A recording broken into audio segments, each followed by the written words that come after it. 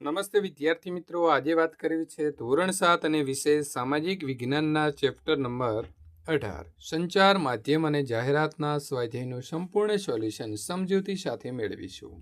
એ પહેલાં ચેનલની અંદર પ્રથમ વખત આવ્યા છો તો વિદ્યાર્થી મિત્રો ખાસ સબસ્ક્રાઇબનું બટન દબાવવાનું ભૂલશો નહીં।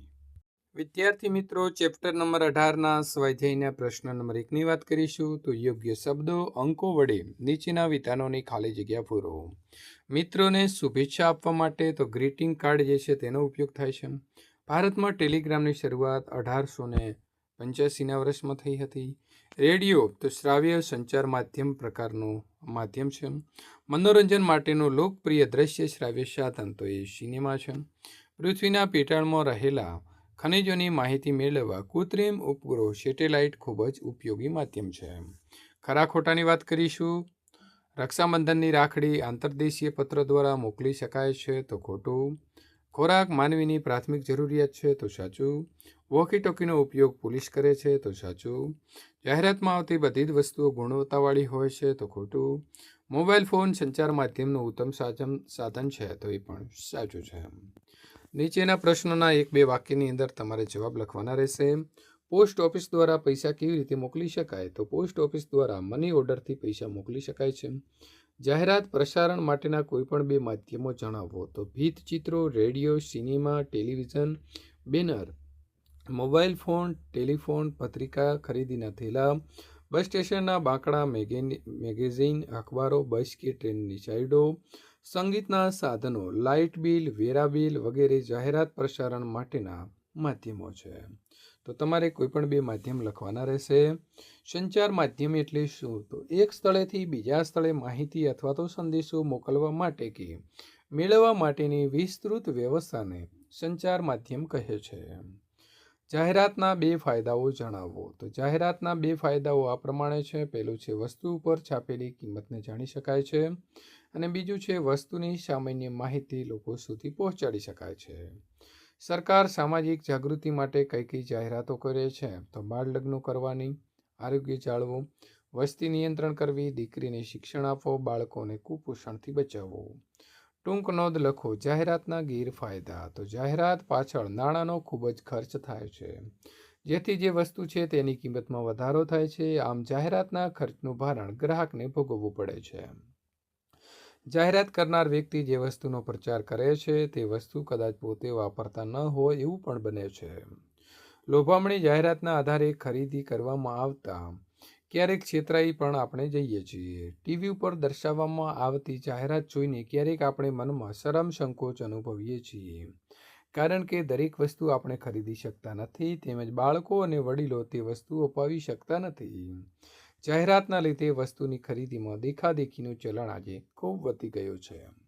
કૃત્રિમ ઉપગ્રહનો ઉપયોગ તો માનવ સર્જિત કૃત્રિમ ઉપગ્રહ સેટેલાઇટ સંચાર માધ્યમ તરીકે ખૂબ ઉપયોગી છે।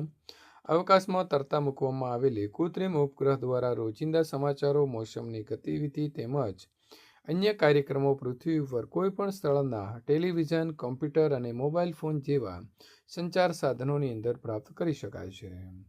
પૃથ્વીના આંતરિક ભાગની અંદર રહેલા પાણી અને ખનિજોની માહિતી મેળવી શકાય છે। કૃત્રિમ ઉપગ્રહો દ્વારા આપણા ઘરથી બીજા સ્થળ વચ્ચેના અંતરને અને રસ્તાને જાણી શકાય છે। કૃત્રિમ ઉપગ્રહ દેશના સંરક્ષણ ક્ષેત્રે અત્યંત ઉપયોગી છે। મોબાઈલ ફોન દ્વારા પ્રાપ્ત થતી સુવિધાઓ તો આધુનિક સમયની અંદર મોબાઈલ ફોન સંચાર માધ્યમનું ખૂબ મહત્વનું સાધન છે। મોબાઈલ ફોન દ્વારા નંબરો જોડીને એક વ્યક્તિ બીજી વ્યક્તિને કોઈ પણ સ્થળેથી વાતચીત કરી શકે છે તેમજ તે સંદેશા મોકલી શકે છે। મોબાઈલ ફોનની અંદર ઘડિયાળ, video, audio player, calendar, calculator, radio વગેરેની સુવિધા હોય છે। મોબાઈલથી રેલવે, બસ અને સિનેમાની ટિકિટો બુક કરાવી શકાય છે। મોબાઈલ ફોનમાં વપરાતા ઇન્ટરનેટ દ્વારા ઘણી માહિતી મેળવી શકાય છે। વર્તમાન સમયની અંદર અનેક પ્રકારની સગવડો માટે મોબાઈલ ફોન અનિવાર્ય ઉપકરણ બની ગયું છે। પ્રશ્ન નંબર 5 નીચેના પ્રશ્નોના ઉત્તર તમારે 2-3 વાક્યની અંદર લખવાના રહેશે। લોકશાહીની અંદર સંચાર માધ્યમો કેવી રીતે ઉપયોગી છે તો લોકશાહી દેશ હોય તો એની અંદર બનતા બનાવોની માહિતી લોકો સુધી પહોંચાડવા સંચાર માધ્યમો ખૂબ ઉપયોગી બન્યા છે। સરકાર લોકોના જીવનનો ઉન્નત બનાવવા માટે કયા કયા કાર્યો કરે છે તેની જાણકારી સંચાર માધ્યમો દ્વારા લોકો સુધી પહોંચાડી શકાય છે। સરકાર દ્વારા કરવામાં આવતા શિક્ષણ, કૃષિ, આરોગ્ય વગેરે કાર્યોની માહિતી સંચાર માધ્યમ દ્વારા મેળવી શકાય છે. સરકારના કાર્યો અને કામગીરી સામે વિરોધ પક્ષો તેમાં રહેલી શક્તિઓને ઉજાગર કરે છે. લોકશાહીમાં લોકમતનું મહત્વ અનેક ગણો વધી ગયું છે. દૈનિક વર્તમાનપત્રો, રેડિયો, ટેલિવિઝન, ફિલ્મો વગેરેના સંચાર માધ્યમો લોકમતને ઘડવામાં મહત્વની ભૂમિકા ભજવે છે. આમ ઉપર દર્શાવેલા કારણોસર લોકશાહીમાં સંચાર માધ્યમો ખૂબ ઉપયોગી છે. સંચાર માધ્યમોનો ઉપયોગ કેવી રીતે કરશો? તો પ્રદૂષણ, પાણીની સમસ્યા, ગરીબી, બેકારી, કન્યા કેળવણી, બાળમજૂરી, મહિલાઓ ઉપર થતા અત્યાચારો જેવી સમસ્યા ઉપર જનસમાજનું ધ્યાન કેન્દ્રિત કરવા માટે ટેલિવિઝન, રેડિયો અને દૈનિક સમાચાર પત્રો જેવા માધ્યમોની અંદર વધુમાં વધુ ચર્ચા થવી જોઈએ. આ સમસ્યા ઉપર ટેલિવિઝનમાં ચર્ચા કરતી વખતે શાસક પક્ષ અને વિરોધ પક્ષના માણસો એકબીજા ઉપર ખુલ્લેઆમ આક્ષેપબાજી કરતા હોય છે, જેની સમાજ ઉપર વિપરીત અસર પડે છે. તેથી ચર્ચા કરનારાઓને વાણીમાં વિવેક અને મર્યાદા જાળવવી જોઈએ. મહિલાઓ, બાળકો, વૃદ્ધો, ગરીબો વગેરે ઉપર થતા અત્યાચારો મોબાઈલના વિડીયો ઉપર ન મૂકવા જોઈએ. શાળા, મહાશાળાઓમાં અભ્યાસ કરતા વિદ્યાર્થીઓએ મોબાઈલનો ઉપયોગ માત્ર વાતચીત પૂરતો કરવો જોઈએ. તેમણે મોબાઈલમાં આવતા ઇન્ટરનેટ અને ગેમ્સની મર્યાદિત અને વિવેકપૂર્વક ઉપયોગ કરવો જોઈએ. કારણ કે મોબાઈલના પ્રકાશથી આંખોને નુકસાન થાય છે, જેની સમય અને અભ્યાસ ઉપર માઠી અસર પડતી હોય છે. સિનેમામાંથી જાગૃતિ આવે છે, સમજાવો. તો સિનેમામાં પ્રદર્શિત થતી વિવિધ ફિલ્મો લોકો મોટાભાગે સામાજિક, સાંસ્કૃતિક અને નૈતિક બાબતો શીખવે છે. તેનાથી લોકોની રહેણીકરણી અને વિચારસરણીમાં નોંધપાત્ર પરિવર્તન આવ્યું છે. સિનેમા કેટલાક રીત રિવાજો, માન્યતાઓ, અંધશ્રદ્ધાઓ, વહેમો વગેરે સામે સંઘર્ષ કરવાનું શીખવે છે. આ બધી બાબતો ઉપરથી કહી શકાય કે સિનેમામાંથી જાગૃતિ આવે છે. ટીવીના ફાયદા જણાવો. તો ટેલિવિઝન આજનું સૌથી વધુ લોકપ્રિય દ્રશ્ય શ્રાવ્ય સંચાર માધ્યમ છે. તેના મુખ્ય આ પ્રમાણે છે. આ ફાયદાઓ: ટેલિવિઝન દ્વારા સમાચાર, ફિલ્મો, સિરિયલો, શૈક્ષણિક અને ધાર્મિક કાર્યક્રમો, જાહેરાતો વગેરે બાબતો જોવા અને સાંભળવા મળે છે. પૂર, ભૂકંપ, વાવાઝોડું, સુનામી જેવી કુદરતી આપત્તિઓની માહિતી ત્વરિત મેળવી શકાય છે. તાજેતરના સમાચારો અને વિવિધ રમતોનું જીવંત પ્રસારણ જોવા સાંભળવા મળે છે. ટેલિવિઝન દ્વારા મનોરંજન પણ માણી શકાય છે. વિદ્યાર્થી મિત્રો, આ પ્રકારના સોલ્યુશનો મેળવવા માટે અહીં આપેલી એન્ડ સ્ક્રીન ઉપર ક્લિક કરીને સોલ્યુશન મેળવી શકો છો.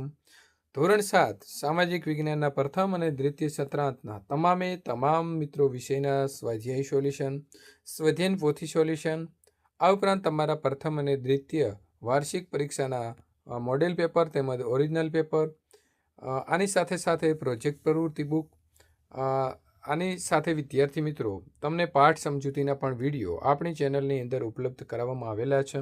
તો તમામ પ્રકારનું સાહિત્ય તમારા મોબાઈલમાં સૌથી પહેલાં મેળવવા માટે ચેનલને હમણાં જ સબસ્ક્રાઈબ કરી તમારા મિત્રો જે તમારા ધોરણમાં ભણી રહ્યા છે, તમારી સાથે અભ્યાસ કરે છે, તેમના સુધી આ વિડીયો શેર કરવાનું ભૂલશો નહીં.